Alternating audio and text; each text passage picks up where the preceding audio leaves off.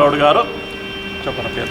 వైరం హరికిరణ్, ఎస్టీయూ జిల్లా ప్రధాన కార్యదర్శి. గాదే నరసింహరావు, పిఆర్టీయూ తెలంగాణ జిల్లా అధ్యక్షులు. మత్స్యశంకర్, ఎస్టీయూ మండలి ఎన్నికలు అనేటువంటివి రాజ్యాంగాన్ని నిర్మాణం చేసినటువంటి గౌరవనీయులు పెద్దలు బిఆర్ అంబేద్కర్ గారు అనేక రకాల వృత్తులు, అనేక రకాల డిపార్ట్మెంట్స్ ఉన్నప్పటికీ ఉపాధ్యాయులకు మాత్రమే ఒక ప్రత్యేకమైనటువంటి ఉపాధ్యాయ శాసన మండలి వ్యవస్థను ఏర్పాటు చేసి ఉన్నారు. ఎందుకు ఉపాధ్యాయ శాసన మండలి వ్యవస్థను ఇచ్చిను అంటే, ఉపాధ్యాయులు మేధావి వర్గానికి సంబంధించిన వాళ్ళు పేద, బడుగు, బలహీన, మైనార్టీ విద్యార్థులను సమాజానికి పనికొచ్చే పౌరుల్లాగా, ఆ ఇంటికి పనికొచ్చే వ్యక్తుల్లాగా తీర్చిదిద్దుతారు. సామాజిక స్పృహను కలిగి ఉంటారు.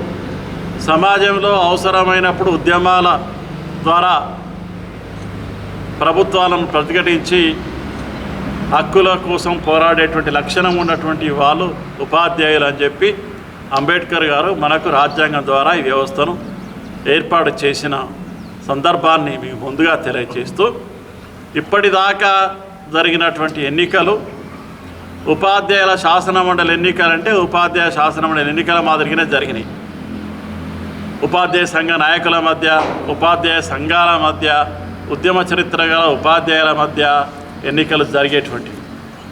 కానీ సమాజం మారిపోయింది, డబ్బు ప్రభావం ఎక్కువైపోయింది, మనుషుల మధ్య సంబంధాలు తగ్గిపోయినాయి, కేవలము డబ్బు బంధాలు మాత్రమే మిగిలిపోయినటువంటి ఈ నేపథ్యంలో దీనికి రాజకీయంగా సులువుగా మా టీచర్ ఎన్నికల్లో 20,000 ఓట్లే ఉంటాయి, ఒక 10,000 ఓటర్లను మభ్యపెట్టి కొనుగోలు చేసి శాసన మండలికి రావచ్చని, ఎమ్మెల్యే ఎంపీ ఎలక్షన్ అయితే ₹1,00,00,000 ఖర్చు అవుతుందని, సులభంగా ఒక మెట్టు ఎక్కచ్చని రాజకీయంగా కార్పొరేట్ శక్తులు కావచ్చు, రియల్ ఎస్టేట్ వాళ్ళు కావచ్చు, పారిశ్రామిక సంబంధించిన వ్యక్తులు కావచ్చు, ఇతరత్ర వ్యక్తులందరూ మన ఉపాధ్యాయ శాసన మండలి వ్యవస్థలోకి వచ్చి ఇవాళ నాతో పాటు పోటీ పడుతూ ఉన్నారు.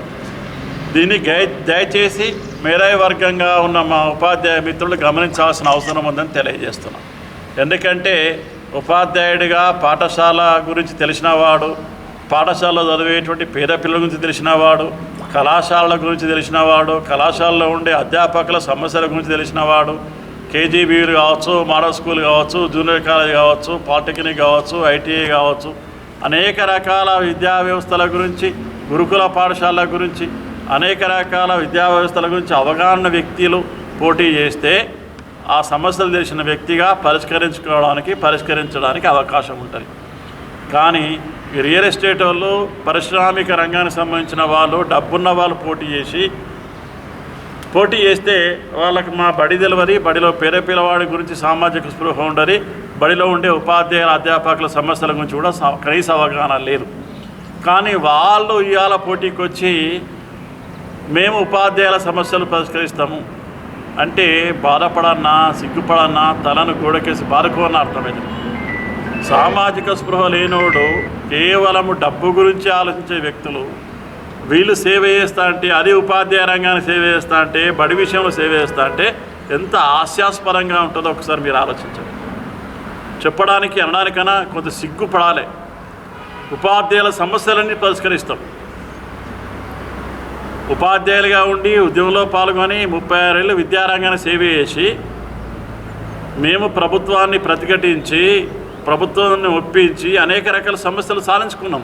ఇంకా చాలా రకాల సమస్యలు ఉన్నాయి, సాధించాల్సిన అవసరం ఉన్నది. కానీ ఏమీ తలా తోక మొండెం తెలవనుడు వచ్చి నేను సమస్యలు పరిష్కరిస్తా అంటే ఎంత ఘోరంగా ఉంటుందో ఒకసారి ఆలోచించండి.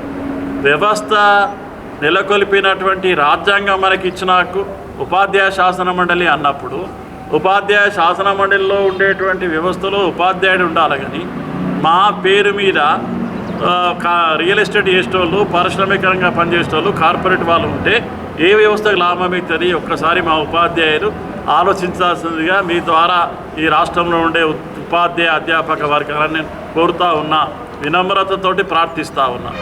ఉపాధ్యాయుల విలువ పెరిగేటట్టుగా, అధ్యాపకుల విలువ పెరిగేటట్టుగా, మన పాఠశాల కళాశాల సమస్యలు పరిష్కరించే విధంగా గౌరవంగా మన ఉపాధ్యాయ శాస్త్ర మండలి వ్యవస్థకు వన్నీ తెచ్చే విధంగా మీరు ఆలోచించాల్సిందిగా కోరుతా ఉన్నా. సామాజిక స్పృహ కలిగి ఉండాలి. నేనైతే ఉపాధ్యాయ శాసన మండలి సభ్యుడిగా అనేక రకాల సమస్యలు అప్పటి ముఖ్యమంత్రిని సైతం ఒప్పించి 7.5% తోటి పిఆర్సీ ఫిట్మెంట్ ఇస్తే 30% పిఆర్సీని ఇప్పించుట్లో కృతకృత్యులమైన. అదేవిధంగా 58 ఏళ్ల వయసును 61 సంవత్సరాలకు పెంచిపించినాం. గురుకుల పాఠశాలలో ఉండే కాంట్రాక్ట్ లెక్చరర్లకు 10 నెలల జీతం ఉంటే 12 నెలల జీతం ఇప్పించినాం. కేజీబీలో పనిచేసే సోదరిమణులకు 10 నెలల జీతం ఉంటే 12 నెలల జీతం ఇప్పించినాం. అనేక రకాలుగా సమస్యలన్నింటినీ 317లో అపరిష్కృతంగా సమస్యలు ఒక్కొక్కటిగా పరిష్కరిస్తూ ఉన్నాం. 11-12 జీవోల ద్వారా ఉపాధ్యాయులకు పదోన్నతులు బదిలీలు కల్పించినాం. పండితులకు తెలుగు, హిందీ, గ్రేడ్ 2 పండితులకు అందరికీ స్కూల్ అసిస్టెంట్ భాషా పండితులుగా పీటీలందరినీ పీడీలుగా ప్రమోట్ చేయగలిగినాం. ఇట్లా అనేక రకాల సమస్యల మీద అవగాహన వ్యక్తిగా మనం సమస్యలు పరిష్కరించడానికి ప్రయత్నిస్తూ ముందుకు పోతున్నటువంటి విషయం మా ఉపాధ్యాయ లోకానికి అందరికీ తెలుసు. ఇన్ని రోజుల చరిత్రలో ప్రభుత్వ బడికి విద్యుత్ కరెంటు బిల్ ఎవరు కట్టాలి? గవర్నమెంట్ బడికి గవర్నమెంట్ కట్టాలి. ఎప్పుడో రాజశేఖర రెడ్డి గారు ముఖ్యమంత్రి ఉన్నప్పుడు ఉచిత కరెంటు ఇస్తే ఇప్పటికీ మా స్కూల్లో కరెంటు బిల్ కట్టమంటారు. నాకు అవగాహన ఉంది కాబట్టి, హెడ్ మాస్టర్గా పనిచేసినా కాబట్టి నేను ప్రభుత్వాన్ని చాలాసార్లు విజ్ఞప్తి పత్రాలు ఇచ్చి విజ్ఞాపన చేసి సభలో 50 సార్లు మాట్లాడితే ఇప్పుడు ఈ రేవంత్ రెడ్డి గారి ప్రభుత్వం ఇవాళ ప్రాథమిక పాఠశాల నుంచి యూనివర్సిటీ స్థాయి దాకా ఉచిత కరెంట్ ఇప్పించేటట్టు చేసినాం. ఇవాళ అన్ని పాఠశాలలకు 0 బిల్లు వచ్చినాయి. పాత బకాయిలు కూడా కట్టవలసిన అవసరం లేదు. అదేవిధంగా ప్రతి పాఠశాలకు స్కావెంజర్లు నియమించడంలో మనం సక్సెస్ అయినాం. ఇట్లా అనేక రకాల సమస్యల గురించి మనం ప్రభుత్వంతో మాట్లాడుతూ ఉన్నాం. పెండింగ్ బిల్లులు చెల్లించాలని హైకోర్టు ఈరోజు ఒక కోర్టు తీర్పులో రిటైర్ అయిన ప్రతి ఉద్యోగికి 100 రోజుల లోపల మొత్తం పేమెంట్స్ చేయాలని చెప్పి తీర్పు ఇచ్చింది. దాన్ని ఖచ్చితంగా రేపు మాపు ప్రభుత్వం దగ్గర ఒప్పించి రిటైర్ అయిన ప్రతి ఉద్యోగికి, ఉపాధ్యాయునికి 100 రోజుల లోపల టోటల్ బెనిఫిట్స్ వచ్చేటట్టుగా ప్రభుత్వం మీద ఒత్తిడి ఇస్తామనే విషయాన్ని కూడా మీ ద్వారా తెలియజేస్తున్నాం. ఇట్లా ప్రతి సమస్య మీద ఒక స్పష్టత కలిగి ఉన్నాం. ఇంకా అన్ని రకాల సమస్యలు పరిష్కరించబడతలేవు అని మేము ఇబ్బందుల్లో ఉంటే మా ఉపాధ్యాయులు ఆలోచన చేస్తూ ఉంటే ఈ ప్రైవేట్ వాళ్ళు వచ్చి, రియల్ ఎస్టేట్ వాళ్ళు వచ్చి, పారిశ్రామిక రంగంలో డబ్బు సంపాదించిన వాళ్ళు వచ్చి నేను పోటీ చేస్తా, నేను ప్రయత్నం చేస్తా, నేను ఉపాధ్యాయుల సమస్యలు పరిష్కరిస్తా అంటే మా ఉపాధ్యాయ సమాజం ఒప్పుకోదు, మా అధ్యాపక సమాజం ఒప్పుకోదు. ఒక ఉపాధ్యాయుడికే ఓటేస్తుంది, ఉపాధ్యాయుడినే గౌరవిస్తాం మేము. మా వ్యవస్థ మా కొరకు నెలకొల్పబడింది, రాజ్యాంగం ద్వారా మాకు కల్పించిన హక్కు. కాబట్టి మా హక్కులని మా వ్యక్తుల ద్వారానే మేము మా సమస్యలు సాధించుకుంటామనేటువంటి రీతిగా ఉపాధ్యాయులందరూ, అధ్యాపకులందరూ ఏకమైతా ఉన్నారు. మంచిని ప్రోత్సహించే విధంగా ఈ శాసన మండలి ఎన్నికల్లో విభిన్న రీతిలో జరుగుతున్నటువంటి సందర్భంలో వాళ్ళ బలాన్ని ప్రదర్శించి ఒక ఉపాధ్యాయుడికే ఓటేస్తున్నారు. ఆ ద్వారా మన సమస్యలన్నీ సాధించుకునే ప్రయత్నం చేద్దాం. నేను కూర రఘుత్తం రెడ్డి అనే నేను ఈసారి శాసన మండలి ఎన్నికల్లో, ఉపాధ్యాయ శాసన మండలి ఎన్నికల్లో పోటీ చేస్తూ ఉన్నాను. నా సీరియల్ నంబర్ 6కి ఎదురుగా నా పేరు కూర రఘుత్తం రెడ్డి అని ఉంటుంది. దానికి ఎదురుగా నా ఫోటో ఉంటుంది. దాని పక్కన ఖాళీ గడి ఉంటుంది. అందులో 1వ నంబర్ వేసి మొదటి ప్రాంత ఓటు వేసి మంచిని పెంచాల్సిందిగా ఈ సందర్భంగా గురువులకు ఉండేటువంటి విలువను, గురువులకు ఉండే ఆత్మగౌరవాన్ని పెంచాల్సిందిగా మా ఉపాధ్యాయ మిత్రుల్ని, ఉపాధ్యాయుల్ని, అధ్యాపకుల్ని అందరినీ కోరుతా ఉన్నా. నిజంగా సామాజిక స్పృహని కలిగి ఉన్న వ్యక్తిని నేను. కరోనా కాలంలో దాదాపుగా 900 మందికి మాకు బంధుత్వం ఉన్నది. హైడ్రో కంపెనీ వాళ్ళతోటి రెమిడేసివిర్ ఇంజక్షన్లు మా టీచర్ దగ్గరికి పోయి హాస్పిటల్ రూమ్లో పోయి 900 మందికి రెమిడేసివిర్ ఇంజక్షన్ 20,000కి ఇచ్చిన. 8 మంది కరోనా పేషెంట్ల శవయాత్రలో పాల్గొన్నా. ఒక శవాన్ని అయితే గాంధీ హాస్పిటల్లో ఉంటే పట్టుకొని వచ్చి 2 సిబ్బందితోటి నేను ఆ శవాన్ని పట్టుకొచ్చి అంబులెన్స్లో ఎక్కించి వాళ్ళ ఊరికి పోయి అంత్యక్రియలు చేసినాను. ఇట్లా నాకు సామాజిక స్పృహ ఉంటుంది. నాకు మా టీచర్ బాధ తెలుస్తుంది. ఓ టీచర్ కుటుంబం నుంచి వచ్చిన నేను మా నాన్న హెడ్ మాస్టర్గా రిటైర్ అయ్యి చనిపోయారు. మేము 5 అన్నదమ్ములము, ఉమ్మడి కుటుంబము, మేము 5 టీచర్లమే. ఒక్కసారి ఆలోచించండి.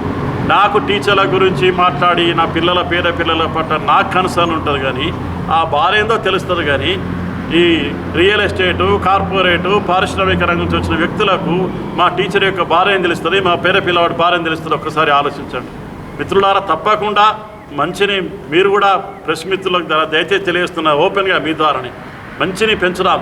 ఎవరికైతే అవసరం ఉంది సమాజానికి.